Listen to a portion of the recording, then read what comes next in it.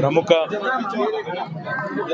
Journalist ఇవాళ digital మీడియాలో నిర్భయంగా నిజాలు చెప్తూ ప్రభుత్వాన్ని నిలదీస్తూ ప్రజల పక్షాన మాట్లాడుతున్న సోదరుడు శంకర్ గారి మీద ఈ ప్రభుత్వం ముఖ్యంగా కొడంగల్ రైతులకు జరుగుతున్న అన్యాయం మీద ఆయన నిలదీసిన విధానాన్ని జీర్ణించుకోలేక వాళ్ళ ప్రశ్నించే గొంతుల్ని నొక్కాలని, ప్రజాస్వామ్యంలో కనీసం ప్రశ్నించే వాళ్ళు ఎవరు ఉండకూడదనే ఒక ఆలోచనతో ఒక పూర్తి స్థాయి పకడ్బందీ ప్రణాళికతో రెక్కీ చేసి కాంగ్రెస్ నాయకులే, హస్తినాపురం డివిజన్ సంబంధించిన కొంతమంది కాంగ్రెస్ నాయకులు, అదేవిధంగా రేవంత్ రెడ్డికి అత్యంత సన్నిహితంగా ఉండే మరికొంతమంది కాంగ్రెస్ నాయకులు వాళ్ళే స్వయంగా రెక్కీ చేసి మరి 11 గంటల 10 నిమిషాలకు అర్ధరాత్రి కావాలని కొంతమంది ప్లాన్డ్గా అమ్మాయిలను అడ్డం పెట్టి ఒక దొంగ కేసు బనాయించి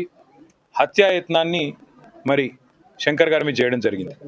దురదృష్టం ఏంటంటే మరి హత్యాయత్నం జరిగినప్పుడు ముందుండి కాపాడాల్సిన పోలీసులే ఈరోజు పూర్తి స్థాయిలో కేసు నిర్వీర్యం చేయడానికి 307 అనే సెక్షనే పెట్టకుండా ఇది హత్యాయత్నమే కాదని బుకాయిస్తూ ప్రభుత్వానికి తొత్తులుగా వత్తాసు పలుకుతూ ఇవాళ కేసు నిర్వీర్యం చేసే ప్రయత్నం చేస్తూ ఉన్నారు.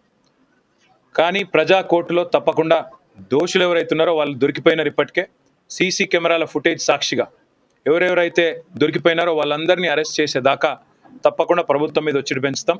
పోలీస్ శాఖను కూడా ఈ రకంగా వ్యవహారం చేయడం మంచిది కాదు. ముఖ్యంగా ఎల్బీ నగర్ సిఐ కానీ, స్థానిక ఎస్ఐ కానీ, అక్కడ ఉండే పోలీస్ అధికారులు కానీ వాళ్ళు వ్యవహరించిన తీరు కూడా అనుమానాస్పదంగా ఉంది. తప్పకుండా శంకర్ గారికి న్యాయ పోరాటంలో అండగా నిలబడతాం.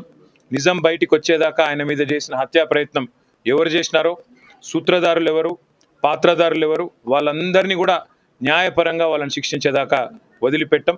ఒక్క శంకర్ను బెదిరిస్తాం, ఆయనను హత్యాయత్నం చేసి ఏదో అడ్డుకుంటాం, నోరు మూపిస్తాం, గొంతు నొక్కుతామంటే 100 మంది శంకర్లు తయారవుతారు. ఎందుకంటే ఇది డిజిటల్ మీడియా ప్రపంచం.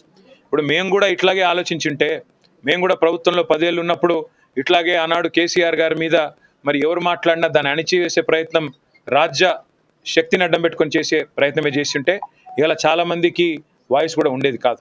కానీ ప్రజాస్వామ్యంలో అన్ని రకాల వాదనలకు అవకాశం ఉండాలి.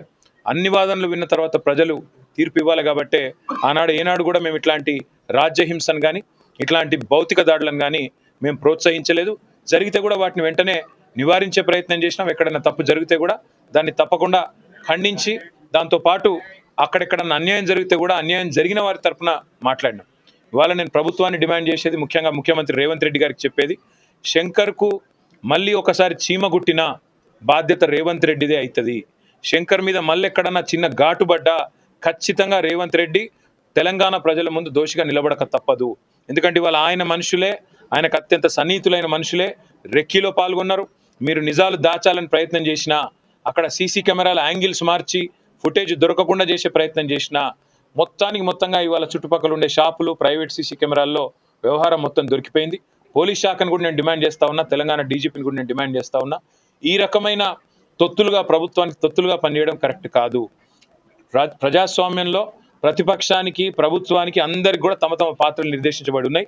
అత్యంత పవర్ఫుల్ అస్త్రమైన మీడియాకు కూడా తన పాత్ర తనకున్నది ప్రజాస్వామ్యంలో.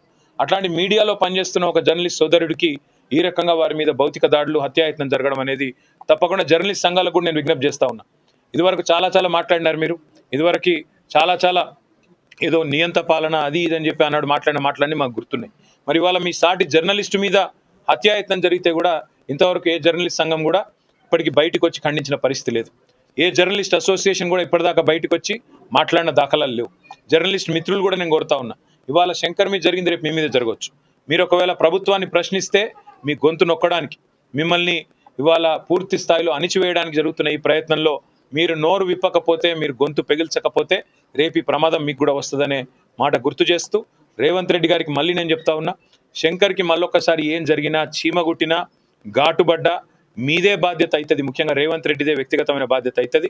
ఇవాళ ప్రజాస్వామ్యంలో ప్రశ్నించే గొంతుని ఎవరు నొక్కే ప్రయత్నం చేసినా తప్పకుండా వారికి మేము అండగా ఉంటాం. అదే మాదిరిగా న్యాయ వ్యవస్థలో కూడా న్యాయపరంగా కూడా జరగాల్సిన పోరాటం జరగాల్సిందే. అదేవిధంగా హత్యాయత్నం జరిగితే ఈ కేసును నిర్వీర్యం చేసే పోలీస్ యంత్రాంగ ప్రయత్నం ఏదైతుందో దీన్ని కూడా తప్పకుండా మేము సీరియస్గా ప్రధాన ప్రతిపక్షంగా టేకప్ చేస్తాం. ఇవాళ ఇంకా ఇప్పుడే చెప్తా ఉన్నారు, శంకర్ గారు తల్లి గారు కూడా చెప్తా ఉన్నారు, బెదిరింపు కాల్స్ వస్తున్నాయని చెప్తున్నారు, బెదిరింపు మెసేజ్లు వస్తున్నాయని చెప్తున్నారు. ఇవన్నింటి విషయంలో నేను పోలీస్ శాఖను కూడా కోరుతా ఉన్నా. మరి ఒక నిర్భీతిగా కొట్లాడుతున్న ఒక జర్నలిస్ట్కు రక్షణ కల్పించాల్సిన బాధ్యత మీ మీద ఉంది. మీకు చేత కాదు, మేము ఇవ్వలేము అంటే ప్రైవేట్ ప్రొటెక్షన్ కూడా తప్పకుండా ఏర్పాటు చేసుకునే సత్తా మాకుంది. కానీ ఈ రకంగా మీరు ప్రభుత్వానికి తొత్తులుగా మారి పూర్తి స్థాయిలో ప్రభుత్వానికి వాళ్ళ అడుగులకు మడుగులొత్తే విధంగా వ్యవహారం చేయడం మాత్రం పోలీసులకు మంచిది కాదనే మాట కూడా చెబుతూ, న్యాయ పోరాటము తప్పదు, ప్రజాకోర్టులో కూడా పోరాటం తప్పదు. కానీ ఏది జరిగినా శంకర్కు, ఆ కుటుంబానికి తప్పకుండా రేవంత్ రెడ్డి వ్యక్తిగతంగా బాధ్యత వహించాల్సిన పరిస్థితి వస్తుందనే మాట మళ్ళొకసారి ముఖ్యమంత్రికి చెప్తూ, ఇలాంటి పిచ్చి పిచ్చి పనులు మానుకోవాలని చెప్పి కూడా వారికి హెచ్చరిస్తూ, మళ్ళీ ఒకసారి సంఘీభావం చెప్పిన జర్నలిస్టులకు ధన్యవాదాలు. చెప్పని వాళ్ళు దయచేసి కనైనా గొంతు విప్పాలని చెప్పి కూడా నేను కోరుతాను.